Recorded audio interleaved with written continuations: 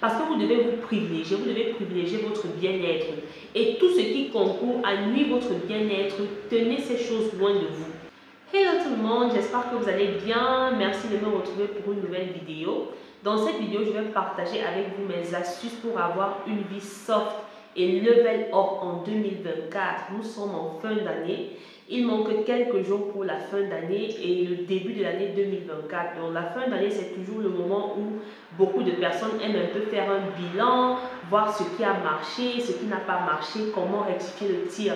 Donc je pense que ce genre de vidéo est important pour aider les gens en fait à rectifier justement ce tir. Donc pour moi, c'est quoi vivre une vie soft? C'est quoi avoir une vie soft? Avoir une vie soft, c'est simplement avoir une vie qui est simple, une vie qui est sans stress. Et level up, c'est simplement évoluer, augmenter de niveau, aller dans un niveau supérieur dans sa vie. Alors, les astuces dont je vais vous parler sont des astuces vraiment très pratiques et réalistes que moi-même, j'ai déjà commencé à implémenter dans ma vie et que je trouve ont un certain changement, qui apporte vraiment un changement assez remarquable dans ma vie. Et si vous mettez en place ces astuces, vous allez voir que vous allez vivre une vie moins stressante, vous avez une vie vraiment soft et tout, et vous allez avancer dans votre vie. La première astuce dont je vais vous parler, c'est de ne pas vivre au-dessus de vos moyens. Apprenez à vous contenter du peu que vous avez. Apprenez à vous contenter de ce que vous avez. Tu ne peux pas avoir un salaire de 1500 € à la fin du mois et vouloir avoir le même style de vie qu'une personne qui a un salaire de 3000 € net ou de 5000 € net. Ce n'est pas possible, mes amours. Ce n'est pas possible. Apprenez à être réaliste face à ce que vous avez et à vous contenter du peu que vous avez au lieu de chercher à avoir plus quand vous n'êtes pas dans la position d'avoir plus. Beaucoup de gens aujourd'hui aiment imiter les gens. Vous voyez les gens dehors, vous voyez les gens sur les réseaux sociaux, ils vous montrent une vie de luxe, une vie de flashy. Vous rêvez, vous voulez avoir la même vie alors que vous n'avez pas les mêmes moyens. Ça ne sert à rien de vouloir imiter quelqu'un quand tu ne peux pas vivre la même vie que la personne. Il faut apprendre à aimer sa vie telle qu'elle est, à trouver satisfaction avec le peu de moyens qu'on a. Ça, c'est très important parce que ça fait ces histoires de toujours vouloir imiter les gens. Ça fait que les gens vivent en perpétuel stress. Les gens se retrouvent dans les dettes, à devoir payer des dettes parce qu'ils ont voulu acheter telle chose pour vivre comme une autre personne alors qu'ils normalement ils n'ont pas les moyens pour le faire.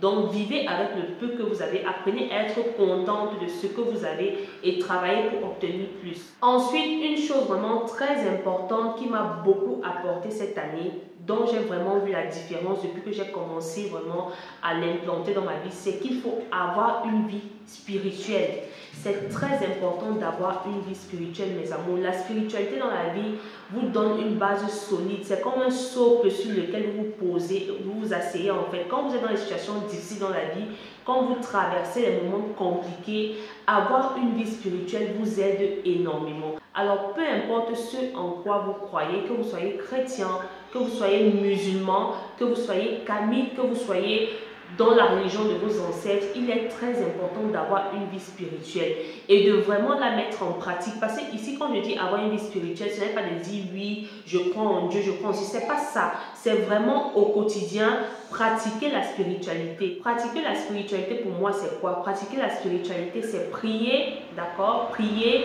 invoquer Dieu, invoquer vos ancêtres, invoquer l'univers. C'est très important de le faire, mes amours. Ça doit être pour vous une habitude quotidienne comme vous lavez, comme manger. C'est très important. Et je vous assure que quand vous comprenez l'importance de la spiritualité, le pouvoir de vos ancêtres, le pouvoir de Dieu, le pouvoir de l'univers, vous allez voir vraiment des changements dans votre vie. Ça va vraiment vous faire évoluer. Et quand je parle de vie spirituelle, la vie spirituelle ne doit pas être importante pour vous seulement quand vous avez des problèmes.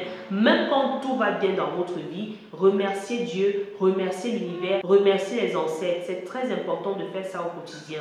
Une autre façon très importante d'avoir une vie soft, c'est de réduire vos réseaux sociaux. Réduisez votre présence sur les réseaux sociaux. On est dans l'ère du digital. Il y a tellement d'applications. TikTok, Facebook, WhatsApp, Snapchat, il y a tellement de choses. Et croyez-moi, beaucoup d'autres applications vont naître parce qu'on est aujourd'hui dans la concurrence des apps. Vous voyez tous ces apps, YouTube, TikTok, WhatsApp, ils sont en train de se concurrencer. Et une personne qui est trop exposée aux réseaux sociaux tout le temps, si tu es une personne qui est sur toutes les applications, tu es sur Facebook, tu es sur YouTube, tu es sur Snapchat, tu es sur TikTok, tu ne peux pas avoir une vie soft, tu ne peux pas avoir une vie tranquille. Parce que être tout le temps connecté sur les réseaux sociaux, ça te prend d'abord énormément de temps. Donc sur 24 heures, il y a des personnes qui passent plus de la moitié de leur journée sur les réseaux sociaux. Et plus tu es sur différentes apps, plus tu passes du temps là-bas et plus tu perds vraiment le temps pour t'occuper des choses qui sont essentielles dans ta vie, qui vont vraiment te faire avancer. Donc, s'il y a peut-être 5 applications, choisissez 2 applications qui sont importantes et éliminez les autres. Vous n'êtes pas obligé d'être partout. Vous n'êtes pas obligé d'être partout. On n'est pas sur une application juste parce que c'est fun, parce que c'est nouveau, parce que les amis y sont. Non, soyez sur les applications parce que ça vous apporte quelque chose. Moi, je suis sur YouTube parce que je suis youtubeuse. Je suis sur TikTok aussi parce que j'ai un contenu TikTok qui est différent de ce que j'ai sur YouTube, mais c'est quand même un contenu qui a un public. Donc, ne soyez pas sur les applications pour perdre votre temps. Il faut que ça ait de l'importance pour vous. Ça a un impact positif dans votre vie. Aujourd'hui, beaucoup de gens sont stressés, beaucoup de gens sont dépressifs, beaucoup de gens dépriment parce qu'ils sont trop sur les réseaux sociaux. Les réseaux sociaux bouffent l'énergie, mes amours. Les réseaux sociaux bouffent la vie. Les réseaux sociaux peuvent vous faire perdre votre temps.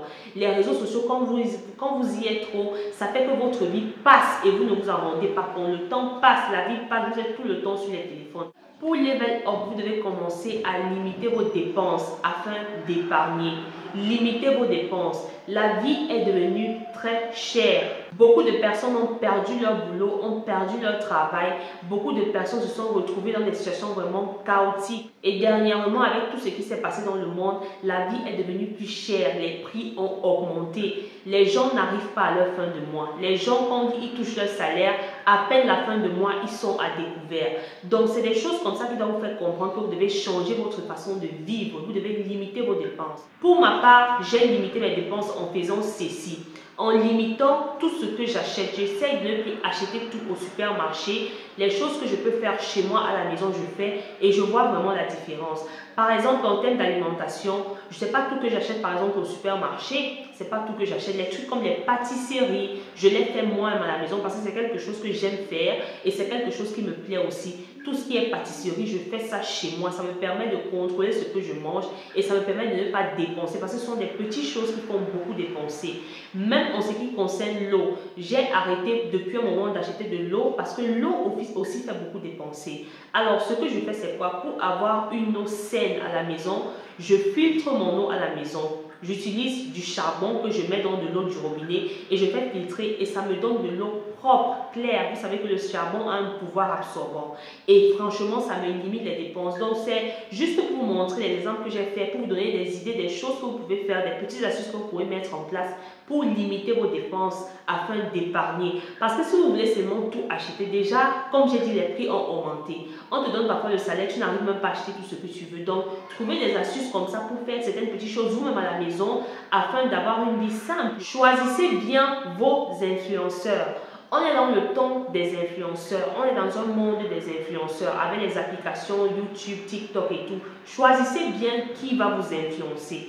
Ce n'est pas parce qu'une personne te plaît d'apparence, une personne est belle à voir que c'est une personne qui doit t'influencer. Une personne doit t'influencer quand la personne apporte un plus dans ta vie, quand la personne partage un contenu qui augmente quelque chose dans ta vie, quand la personne partage les mêmes principes et les mêmes valeurs que toi. On ne suit pas juste une personne parce qu'elle est belle et pourtant cette personne a un contenu toxique, un contenu qui t'apporte du négatif, qui te fait manquer de confiance en toi. Donc faites attention, les personnes que vous prenez pour influenceurs, les personnes que vous suivez sur les réseaux sociaux, après que vous regardez leur contenu, comment est-ce que vous vous sentez? Est-ce que vous vous sentez évoluer? Est-ce que vous avez l'impression que vous êtes en train de level up? Ou alors est-ce que vous avez l'impression que vous vous sentez frustré, stressé par le contenu que ces personnes vous montrent? Ça, c'est très important. Donc sachez qu'on ne doit pas suivre n'importe qui. Votre santé mentale en dépend. Triez ce avec quoi vous nourrissez votre mental, votre cerveau. Ce n'est pas tout ce qui est dans les réseaux sociaux que vous devez consommer. Parce que parfois, quand on parle de contenu d'influenceurs, on oublie que ce sont des choses qu'on consomme en fait. De la même manière dont vous consommez la nourriture, les choses que vos influenceurs vous montrent, c'est une certaine nutrition pour votre cerveau. Donc faites attention à ne pas faire entrer les déchets, mais plutôt de la qualité.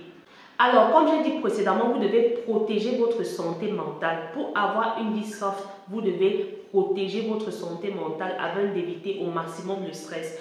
On protège sa santé mentale comment? En évitant tout ce qui est toxique. Évitez de suivre les pages de gossip, soi-disant c'est fun, c'est pour me distraire. Non. Au départ, faites l'expérience. Quand vous suivez les pages de gossip où on passe le temps à parler des gens, à saboter les gens, à créer des buzz, des clashs inutiles entre les gens. Au départ, quand vous suivez, c'est comme si c'est du fun. Mais au fur et à mesure, vous allez voir que plus vous suivez cette page, plus vous êtes stressé, plus vous devenez insatisfait, plus vous êtes accro à ce genre de nouvelles. Et les nouvelles négatives créent du négatif dans votre vie. Donc, avant que l'année 2024 ne commence, allez vous désabonner de cette page. Allez vous désabonner de toutes ces pages toxiques, toutes ces pages nocives qui saquent votre santé mentale, qui gâchent votre humeur, qui vous mettent dans un état dépressif, qui vous mettent de mauvaise humeur. Allez vous désabonner de cette page. Arrêtez de vous plaindre. Arrêtez de vous plaindre pour tout et pour rien. Vous n'avez pas la plus mauvaise vie. Vous n'avez pas la vie la plus triste. Vous n'êtes pas la personne qui a avec tous les problèmes du monde. Il y a des gens qui ont des problèmes pires que vous. Il y a des gens qui vivent des situations plus difficiles, plus chaotiques que vous. Moi, j'évite les personnes qui se plaignent parce que les personnes qui se plaignent sont des personnes qui contaminent avec leur mauvaise énergie. Vous n'êtes pas les seuls qui avez des problèmes. Moi qui vous parle, j'ai traversé des situations très difficiles, très chaotiques dans ma vie. Mais je suis personne, quand tu me vois, tu ne peux pas savoir que j'ai traversé cette situation parce que je suis toujours positive. Et c'est parce que je suis positive que malgré tout ce que je traverse, peu importe combien c'est chaotique, je réussis toujours à m'élever comme un phénix. Je suis comme un phénix parce que c'est mon état d'esprit. Ayez un bel état d'esprit. Arrêtez de vous plaindre. Soyez positive. Quand tu as des problèmes, quand tu vis des situations tristes, quand tu ne sais pas comment t'en sortir, te plaindre ne va pas changer la situation. Tu es déjà dans les problèmes. Te plaindre va seulement aggraver les choses. Te plaindre, rester dans le négatif, ça aggrave la situation, ça ne t'amène aucune solution. Pourtant, quand tu te calmes, tu essayes de voir le positif, de chercher à trouver les solutions. L'univers envoie à toi les moyens de te sortir de ce problème. Donc, arrêtez de vous plaindre. Se plaindre depuis que vous plaignez la joie parce que ça a augmenté le positif dans votre vie. Arrêtez de vous plaindre, soyez positif, vivez dans un bel état d'esprit. C'est très important. Prenez soin de votre hygiène. Tu ne peux pas vivre une vie soft quand tu as une mauvaise hygiène. Et ça regarde l'hygiène corporelle parce que le meilleur investissement que vous pouvez faire, c'est sur vous. Et le meilleur investissement commence par l'hygiène. Prenez soin de vous. Prenez soin de votre hygiène. Ayez une belle hygiène corporelle. Ayez aussi une belle hygiène autour de vous. Soignez, nettoyez votre environnement. Quand vous êtes chez vous, assurez-vous toujours d'avoir une maison ordonnée et propre. C'est très important. Vous voyez beaucoup de personnes, parfois vous restez, vous êtes stressé, vous n'avez envie de rien faire, votre corps fait un jar. Sûrement, c'est la saleté. La saleté fait en sorte que tout te dégoûte, tu n'as envie de rien faire. Donc, c'est important d'être dans un environnement qui est propre et rangé.